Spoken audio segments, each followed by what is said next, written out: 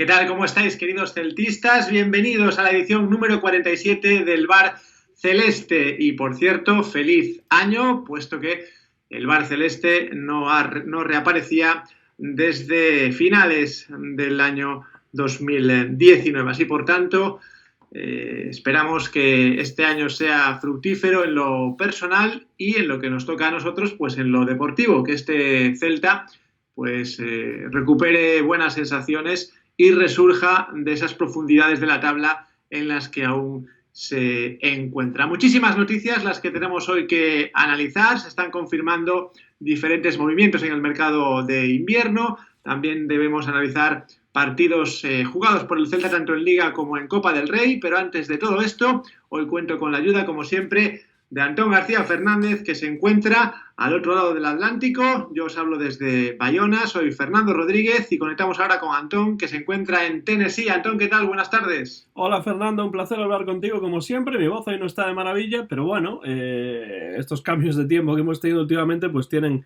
mucho que ver con ello, pero aquí estamos, nos hemos tomado unas vacaciones bastante largas, como tú has comentado ya, pero bueno, ya llega el nuevo año, el 2020, y con él continúa aquí en iVoox y también en YouTube el Bar Celeste, y hoy, como tú has dicho, Fernando, tenemos mucho de qué hablar y no muchísimo tiempo.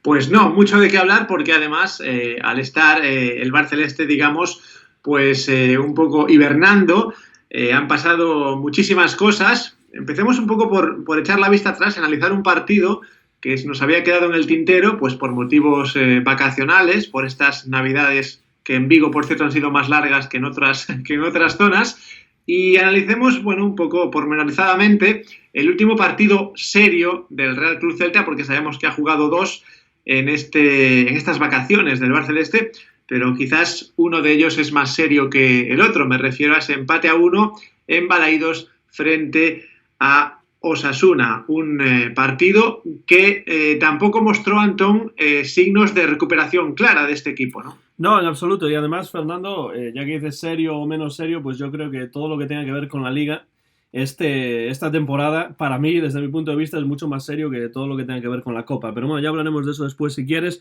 En cuanto al partido, la primera parte fue un absoluto desastre del Celta, me parece a mí. Y sobre todo, ya que el partido hace mucho que se jugó y ya se ha comentado muchísimo sobre el partido, lo que a mí más me preocupó de ese partido fueron dos cosas. Primero, pues que el Celta realmente no juega como un equipo, y esto se vio clarísimo en ese encuentro, en el que pues cada uno hacía la guerra por su cuenta, tiros desde fuera del área cuando alguien quería resolver por su cuenta, no había combinación. Yo veía a jugadores como Sisto o como por ejemplo Iago recibiendo el balón de espaldas a la portería siempre y muy escorados hacia la banda. Hubo algunas ocasiones más que en otros partidos, pero sobre todo en la segunda mitad. Pero me preocupa esto de ver al Celta jugando sin realmente ser un equipo, por arreones individuales y con muy poca combinación. Eso es lo primero que me preocupa.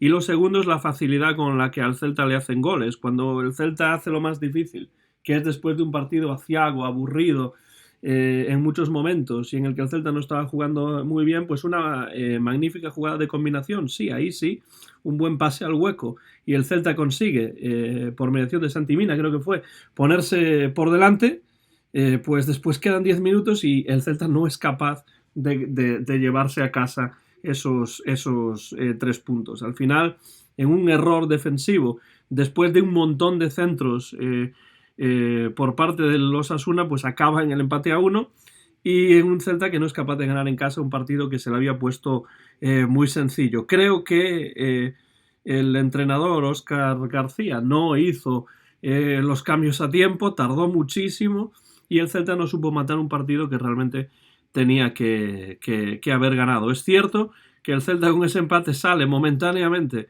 de los puestos de descenso, pero la sensación sigue siendo, desde mi punto de vista, bastante negativa, y bueno, esa salida de los puestos de descenso es más coyuntural que otra cosa, es más un espejismo que otra cosa, ¿no, Fernando? Sí, yo coincido contigo en que la primera parte fue nefasta y quizás la segunda se mejoró algo, ¿no? Y quizás empezaron a surgir ocasiones a raíz, a lo mejor, de ese gol de Santi Mina, ¿no? Pero la primera parte lo que mostró fue un equipo que no sabía a qué jugar frente a otro que sí sabía a qué jugar, como era el Osasuna, ¿no? El Celta realmente no tenía una idea clara de juego y parecía que estábamos, si me apuras, Antón, en pretemporada. Yo vi un equipo sin entrenador. La sensación que me dio el Celta en la primera parte fue de un equipo que no está entrenado por nadie, un equipo que hay un balón en juego y cada jugador pues hace la guerra por su cuenta. Un medio del campo que no conectaba con la defensa, o viceversa, una defensa que no quería ver al medio del campo y que simplemente lo que se dedicaba era a lanzar balones aéreos y en profundidad muchos de ellos se perdían, ¿no? Hay otro aspecto que te comentaba yo el otro día off the record, Antón, hace unos días por aquí también por Skype, y es la coordinación en la presión, ¿no? Veíamos a jugadores, bueno, pues como Fran Beltrán, cuya actitud y cuyo esfuerzo y cuyo compromiso con este club son intachables, ¿no? Lo que pasa es que veías que de repente pues salía de su posición y a presionar él de forma individual a un jugador. Esa presión está bien cuando, digamos, se acompaña con otra serie de movimientos de los compañeros, ¿no? Así como hablo de Fran Beltrán, puedo hablar de Santi Mina, ¿no? Que también hacía presiones de forma individual. Una presión individual te puede salir bien, pero en general las buenas presiones son las que se hacen pues digamos una línea coordinada, ¿no? En definitiva, como te digo, un equipo que parecía totalmente desentrenado, parecía que estaban conociéndose unos jugadores a otros y sin ningún enlace, sin ninguna jugada, sin ningún criterio, lo cual me dejó muy preocupado porque Óscar García ya lleva aquí varias semanas. Parecía que en los primeros partidos, incluso contra el Barcelona, que fue el rival contra el que tuvo que debutar, sí parecía que se estaba, digamos, introduciendo una idea general de juego y bueno, y valores diferentes, pero la primera parte y quizás parte de la segunda del partido contra Osasuna realmente me dejó, entre comillas, temblando y pensando que la segunda división está más cerca de lo que nos gustaría que estuviera, ¿no? Desde luego, preocupante ese partido, y hablabas de ese gol que metía Santi Mina, un hecho que a mí me pareció milagroso ante lo que estaba viendo, porque yo creo que no se merecía el Celta ir por delante, ¿no? Por lo tanto, a mí me parecía que estaba asistiendo yo como espectador a un milagro que duró lo que duró ante, bueno, pues un nuevo, digamos, entre comillas, fallo defensivo, porque siempre hay que decir que, bueno, un porcentaje de un gol es fallo, pero un porcentaje también de un gol también es acierto, y el Chimi Ávila, el delantero de Osasuna, también estuvo acertado en esa acción, ¿no? Pero bueno, este es un poco mi resumen, un poco para cerrar, Antón, el primer bloque, ¿no? Sí, yo estoy de acuerdo con eso. También hay que decir, de todos modos, Fernando, que esos centros llegaron repetidamente, ¿no? Y entonces ya el problema no es solamente el remate, sino la cantidad de veces que el Osasuna tuvo la oportunidad de llegar por esa banda izquierda a centrar, y al final pues tanto va Alcántara a la fuente que aparece Chimi Ávila por ahí y te empata el partido. Un partido que el Celta, después de haberse puesto tan fácil para ganarlo, tenía que haberlo ganado, tenía que haber achicado mejor los espacios en la parte final, tenía que quizá que haber hecho un par de cambios con mucha más rapidez de la que lo hizo el entrenador. Y no estoy necesariamente cargando todas las culpas sobre el entrenador, pero yo no veo cuál es el estilo de juego que está imponiendo este nuevo míster al equipo celeste, y entonces eso es lo que me preocupa, lo que tú decías, que cada uno parecía querer jugar por su lado y el equipo realmente no juega como un equipo, y los equipos que no juegan como equipos, a menos que tengan individualidades excelentes en cada lugar del terreno de juego, pues acaban generalmente mal. Y como yo decía, bueno, en alguna otra ocasión, cuando las cosas se llevan haciendo mal durante años y años y años, que ya llevamos varias temporadas en las que las cosas no se están haciendo bien ya desde la planificación deportiva, pues bueno, llega un momento en el que pues la suerte se acaba, y entonces es muy posible que ese pozo negro de la segunda división se abra ante nuestros ojos. Después, el partido de Copa frente al Mérida, ¿no, Fernando? Pues sí, un segundo partido de Copa ya, después de haber ganado al Peña Azagresa 0-2, en este caso un equipo de tercera división. Nos emparejaba la segunda ronda contra un equipo ligeramente superior al anterior, contra el Mérida de segunda B, aunque hay que decirlo, el Mérida está en los últimos puestos de segunda B. También el Celta lo superaba con claridad, en este caso 1-4. Y claro, muchos se agarran en el club a que, bueno, pues esto puede ser una especie de oxígeno para que esas buenas sensaciones o esos buenos resultados pues hagan al Celta creer en sus posibilidades y no tener miedo a ganar, que se está hablando ya de miedo a ganar, no tener miedo a ganar en la Liga, Antón. Tú decías antes que, bueno, que te preocupaba poco la Copa. ¿Crees que puede haber algún tipo de relación, Antón, entre las sensaciones que se dan en la Copa respecto a la Liga? ¿Crees que puede ayudar esta trayectoria de momento triunfal que el Celta lleva en la Copa? Yo creo que puede ayudar, sobre todo desde el punto de vista anímico, ¿no? Que no es poco. Lo que pasa es que, a ver, a mí me parece que ganar siempre es positivo, aunque sea al mus, ¿no? Y entonces, claro, ganar un partido 1-4 fuera de casa está muy bien. Luego hay que ver cuál es el rival, como tú has dicho, y las circunstancias y tal. Pero ganar, sobre todo, teniendo en cuenta que el Celta este año esto es algo que no ha hecho en demasiadas circunstancias o en demasiadas ocasiones. De hecho, en Liga solamente ganó 3 partidos de 19, pues eso no está mal.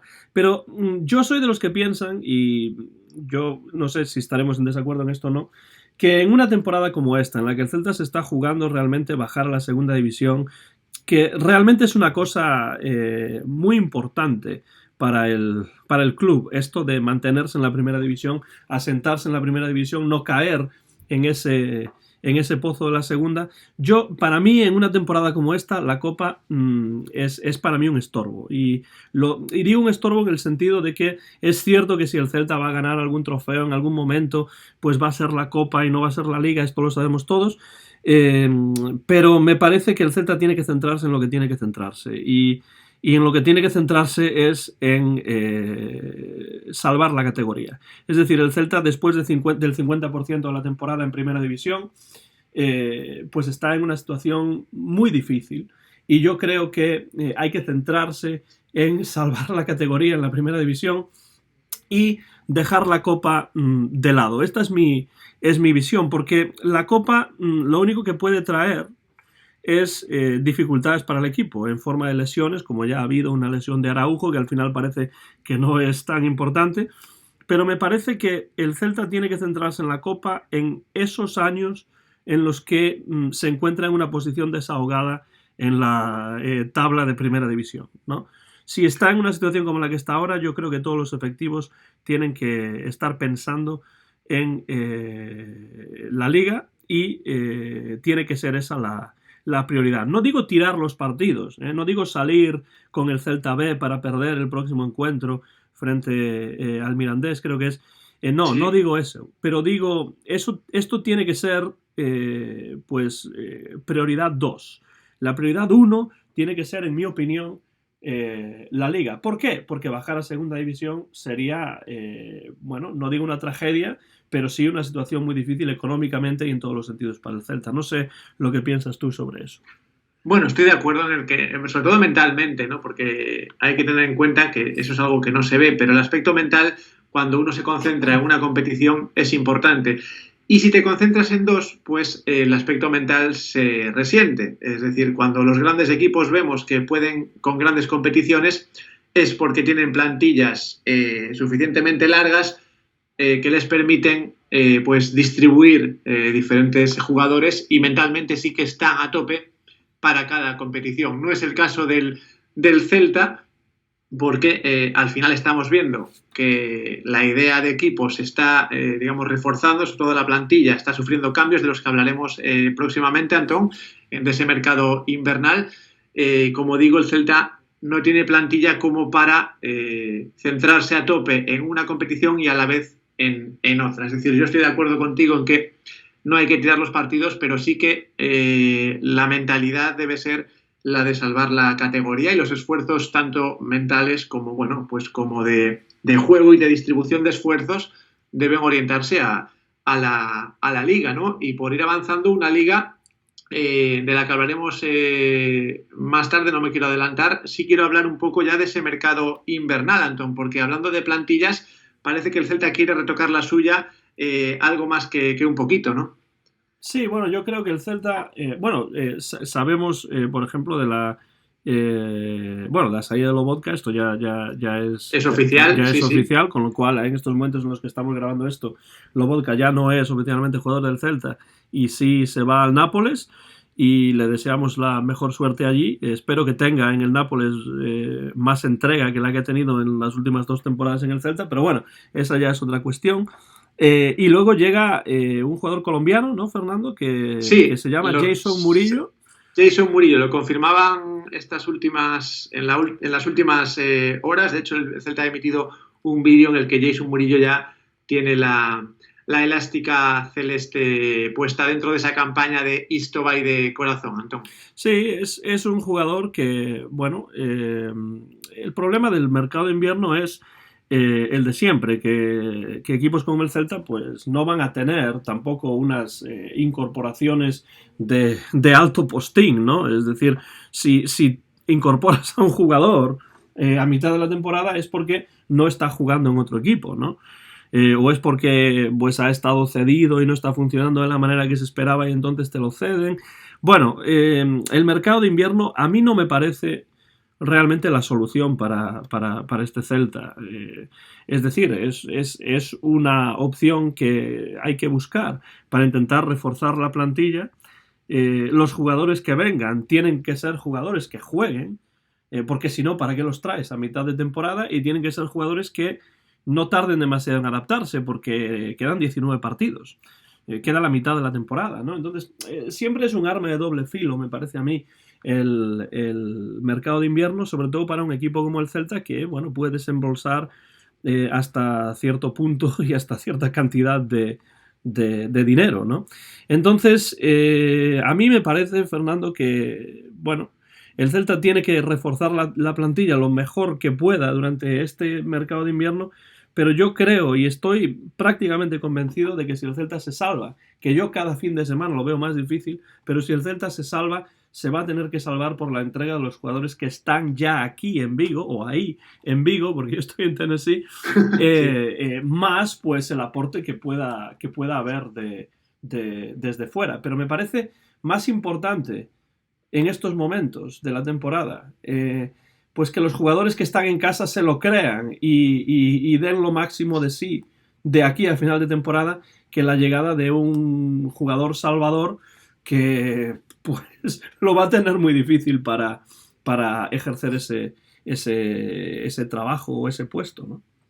Bueno, yo con esta idea estoy totalmente de acuerdo. De hecho, la comentaba en uno de los últimos bares celestes. Creo que estaba de aquellas Mon Catalina invitado. Y lo decía, ¿no? Creo que era una pregunta realizada por Til. Yo lo decía, ¿no? Por mucho retoque que se haga, creo que el Celta tiene capacidad. Además, lo decía con fe, ¿no? Teniendo fe en que esta plantilla que ya hay tiene capacidad para al menos quedar de 17, ¿no? Que es el último puesto de la salvación. Yo sigo convencido de ello, lo que no quita que, bueno, todo lo que venga ahora puede ser efectivamente para reforzar, ¿no? El primero que ha llegado es un defensa y uno que se ha ido, Antón, hablabas antes de la capacidad económica, uno que se ha ido y que puede reactivar y todavía aumentar más la capacidad económica que ya tiene el Celta de por sí es Lobotka, por el que el Nápoles ha desembolsado unos 20 millones que podrían ser más en función de algunas variables que se produzcan. No sé cómo ves tú esa salida que ya vaticinaba hace algunos meses a Antonio García Teijeiro, ¿no? Sí, sí, como en otras situaciones, Antonio García Teijeiro tiene el don de la visión de futuro y lo ha visto, la verdad. Y hay que decirlo, pero yo creo que al final los jugadores acaban jugando donde quieren jugar, ¿no? A mí me parece evidente que Lobotka quería salir, llevaba tiempo queriendo salir y quizá se pueda explicar de esa manera pues su compromiso más débil en los últimos tiempos con el Celta, que yo creo que esto es algo evidente que se ha podido ir viendo a lo largo de las semanas, ¿no? Me preocupa cómo se va a reorganizar el centro del campo, porque el centro del campo del Celta en estos momentos está muy huérfano y de hecho el centro del campo ha creado muchos problemas al equipo, incluso cuando estaba Lobotka en el equipo todavía. Y ya en el partido frente a los Osasuna, pues tú mismo dijiste, y es cierto, que el centro del campo parecía totalmente inexistente. Entonces, es un reto, evidentemente, eh, pues reorganizar el centro del campo y darle mayor potencia y mayor presencia a esa parte del terreno de juego, ¿no? Y creo que esto va a ser bastante difícil. Me da a mí la sensación de que se necesitará una incorporación. Pero en esa parte del organigrama, ¿no? Pero tú realmente piensas, Fernando, y esto es una pregunta que me lleva rondando la cabeza desde hace bastante tiempo, ¿tú crees realmente que tenemos el perfil de jugadores en el Celta esta temporada como para sufrir y luchar por no descender? Porque yo creo que muchos de estos jugadores de la famosa Operación Retorno no venían a Vigo para estar en esta situación, sino para estar en una situación más desahogada y pelear por otras cosas. ¿Qué te parece a ti eso? Pues sí, estoy de acuerdo en que los jugadores que han venido, muchos de ellos, pues tenían otras aspiraciones, ¿no? Pero yo esto de los objetivos lo digo cada dos por tres en el Bar Celeste, ¿no? Siempre digo que hay que ver un poco hacia atrás, sobre todo al pasado más inmediato. No hace falta remontarse a ninguna década anterior. Es decir, venimos de salvarnos, y lo hemos repetido tú y yo más de una vez, porque el Barcelona vino de paseo a Vigo. Si no, el Celta hoy, y tú y yo hoy estaríamos hablando de un próximo partido, pues no sé, contra el Numancia o contra Las Palmas o etcétera, etcétera. Entonces, teniendo en cuenta esa situación, parece que los jugadores que han venido al Celta pues no han visto la temporada anterior o vienen a un equipo que acaba de nacer, y no es el caso. Vamos a cumplir 100 años y el Celta pues las ha pasado canutas en muchas épocas, y las ha pasado canutas muy recientemente, hace muy pocos meses, con lo cual si esos jugadores que, como bien dices, tenían esa mentalidad, pues creo que no han sido realistas, y creo que se han dado un golpe ahora de realidad, ¿no? Y se lo han dado de una manera quizás inesperada para ellos, pero las cosas no se cambian de la noche a la mañana. Un Celta con medio pie o con pie y medio en segunda no se cambia a un Celta europeo de la noche a la mañana. Con lo cual creo que si esos jugadores venían con la mentalidad de vivir un año más tranquilo, creo que, bueno, no sé si llamarlo irresponsabilidad o inconsciencia, ¿no?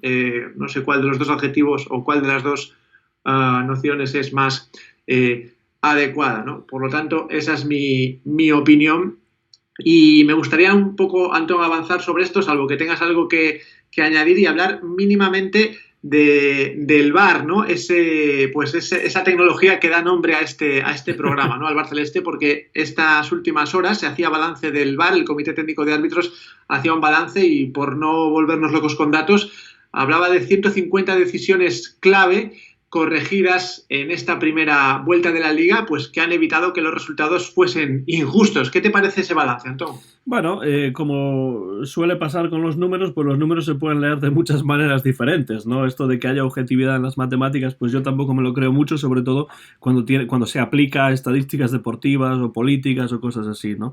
Pero yo vuelvo a lo mismo, es decir, para mí el problema del VAR es la utilización que se está haciendo del VAR y los errores de utilización que se están haciendo del VAR. Los errores, por ejemplo, de jueces de línea que levantan la bandera cuando les parece, que dejan seguir la jugada para después ser revisada por el VAR cuando les parece, y entonces el problema ya no es el problema de la tecnología en sí, sino de la utilización que los humanos, los árbitros en este caso, hacen de esa tecnología. Lo he dicho muchas veces, lo repetiré hasta la saciedad, y yo creo que si los árbitros están satisfechos del VAR, es decir, de la tecnología del VAR, me parece totalmente lógico. Si están satisfechos de cómo se ha utilizado el VAR, me parece que lo que están haciendo es darse una autopalmada en la espalda y poco más, porque evidentemente ha habido errores, habrá errores, y lo que hay es que subsanar esos errores, hay que ir mejorando semana a semana, y espero que temporada a temporada para utilizar el VAR mejor de lo que se está utilizando en España. Para mí no es la polémica o la conversación si el VAR es o no es necesario. para mí sí es el VAR totalmente necesario en el fútbol moderno, pero se necesita utilizar correctamente. Y yo creo que en España, por las razones que sean, por errores o por otras cuestiones más conspiranoicas a lo mejor, no se está utilizando el VAR como se debería, y creo que los árbitros tienen que tomar nota de eso para ir mejorando. Y ya está. Más allá de 150 o 75 o el 92% de efectividad, ahí ya no entro en los números, Fernando. Bueno, pues ya, Antón, para terminar, tenemos que echar la vista hacia adelante y ver la próxima cita liguera con la que empieza la segunda vuelta. Y cuidado, porque el escenario para empezar la segunda vuelta no es ni mucho menos tranquilizador. El Celta visita, Antón, el nuevo San Mamés, un estadio en el que tuvimos el honor de meter el primer gol, lo marcó Charles, y volvemos a ese escenario en una situación, bueno, fuera del descenso, pero con una urgencia brutal por sumar los puntos. ¿Qué partido esperas, Antón? Pues yo escuchaba el otro día a mi ídolo juvenil, Javier Maté, hablar en el CIES Podcast acerca de este partido, y él decía que le parecía que el Athletic de Bilbao no era el mismo Athletic de otros años, que era un equipo más asequible, que defendía de otra manera y que el Celta podía hacerle daño. Yo estoy casi siempre al 99% de acuerdo con Javier Maté. En este caso es parte de ese 1%, ¿no? En el sentido de que yo creo que en esta situación en la que se encuentra el Celta en estos momentos, el Athletic, y además en San Mamés, es un equipo que va a ser muy complicado para el Celta. ¿Por qué? Porque es un equipo que sí juega como equipo, ¿no? Y el Celta no. Es un equipo pues duro, bien conjuntado, con jugadores que algunos quizá no tengan la calidad al máximo, pero sí tienen la entrega al máximo. Y es un equipo pues que a mí me parece de los más difíciles en estos momentos para enfrentarse a ellos con necesidad de puntos como la tiene y muy acuciante el Celta, ¿no? Entonces yo espero un partido muy difícil, espero un partido en el que, lo adelanto ya, yo creo que el Celta no va a ganar.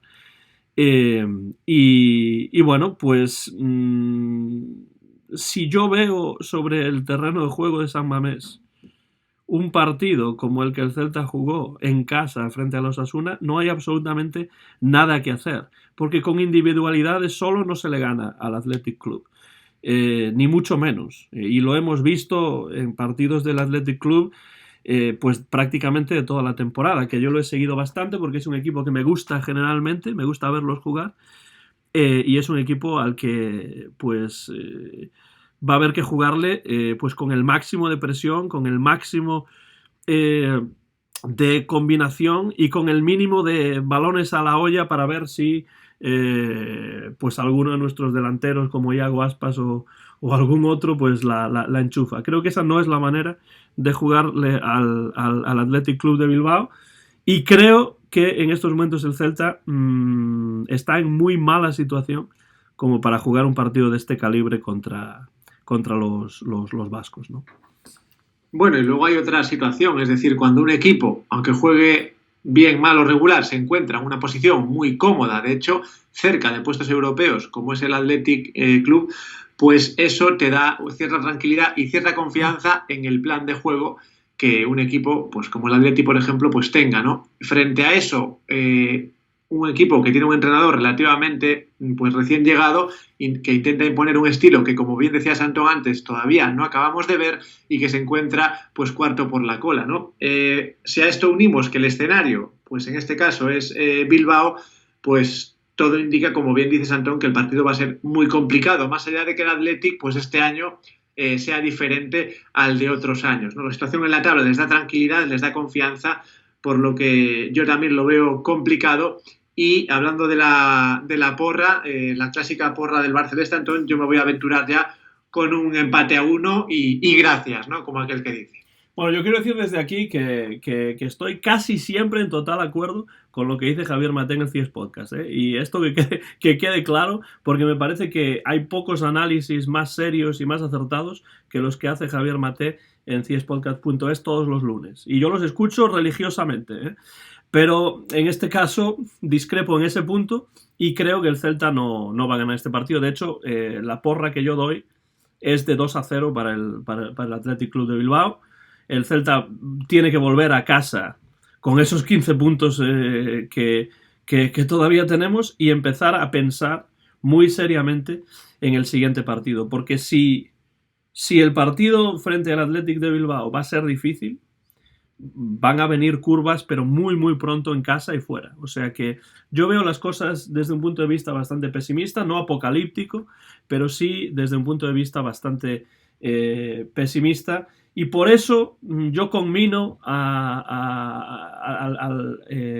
cuerpo técnico y a los jugadores a que se centren en lo que realmente cuenta, que para mí es este año la temporada de liga, y que la copa quede ahí como pues un bonus que si sale bien y si no sale pues también bien. Pues yo estoy de acuerdo contigo. Analizábamos antes el partido contra Osasuna, que es el último serio que se puede analizar, y realmente, como ya he comentado, me dejaba muy preocupado y también soy bastante pesimista, igual que tú, Antón. Y antes de terminar este Bar Celeste con el grito celeste habitual que siempre damos, agradecerte que hayas estado ahí una vez más en este proyecto ya que va siendo veterano cada día más. Pues sí, muchas gracias a ti, Fernando, por estar ahí. Hemos grabado con cierta celeridad porque yo tengo una reunión a la que tengo que ir dentro de unos minutos. Y bueno, prometemos que la semana que viene, lo hemos estado intentando, todo hay que decirlo, pero prometemos que la semana que viene tendremos a una tercera persona pues para completar este triángulo celeste y continuar charlando aquí en el Bar Celeste acerca de pues el equipo que realmente es el único que a mí me interesa y el único que en mí despierta pasiones. Muchas gracias, Fernando, y a todos los celtistas y a todas las celtistas a lo largo y ancho del mundo también aquí en el Bar Celeste. Pues gracias a ti, Antón. Efectivamente intentaremos que la semana que viene seamos 3 en lugar de 2. Y antes de finalizar, recordar que estamos en Facebook. Nos podéis seguir en esa página, en esa red social, buscando el Bar Celeste en el buscador. También nos podéis seguir en YouTube y en iVoox, donde progresivamente vamos pues colgando todos estos programas. Y vamos allá, Antón, a la de 1, 2 y 3. Coma sempre o de sempre. ¡A la Celta!